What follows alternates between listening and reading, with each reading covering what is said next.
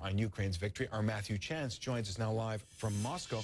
Matthew, not only did not Russia win, or Russia did not win, but Ukraine did with a song that is a reminder of one of Stalin's great crimes. How's that likely to be received?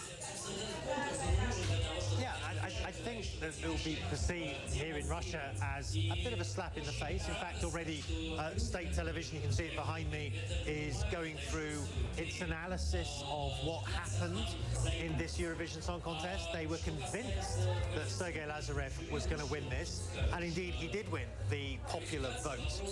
But one of the things the commentators are saying is that this was a politicized competition, that the voting was skewed against Russia, and because of Lazarev winning the popular vote, they're saying that this shows there's a discrepancy between what governments in Europe think about Russia and what people in Europe think about Russia. And so I think the attitude at the moment isn't so much dwelling on the rights and wrongs of Ukraine winning this competition. They're looking at the moment at why they lost. Although I have to say the song by Jamala is very controversial. It went very close to the line in terms of how political songs are supposed to be in the Eurovision Song Contest. They're not supposed to be political at all. This was about the deportation in 1944, the song of Crimean Tatars, something that angered the Russians when they heard that this was the song. And of course, Russia annexed Crimea 2 years ago and is accused of persecuting the Crimean Tatars today.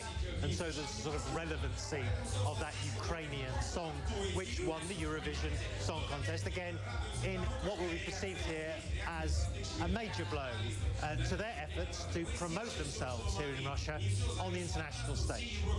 Doubly painful, perhaps, because Russia cares so much about this contest?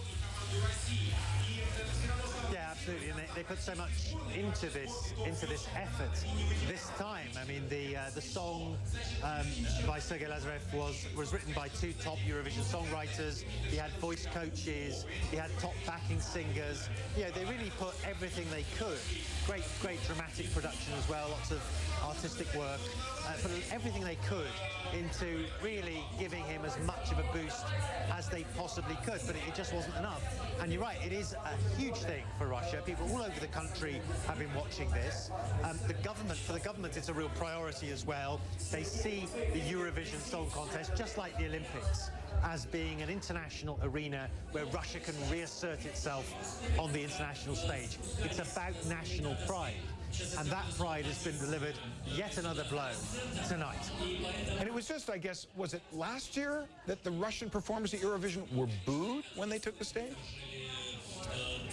It was last year, and it was in 2014 as well, when they were first booed. They were booed on 2 occasions. I didn't hear any booing tonight, but apparently there's some kind of anti-booing technology that's been implemented this year to prevent scenes like that from happening. I don't know, we'd have to ask people who are actually at the scene.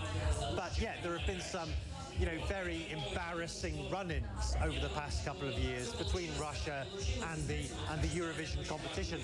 The booing, there's been controversy over Russia's annexation of Crimea, of course, in 2014. That's one of the reasons for the booing in the first place. And also about Russia's attitude towards gay rights. There's very harsh anti-gay propaganda laws in this country, which, of course, do not go down well in a competition which is so inclusive as the Eurovision Song Contest.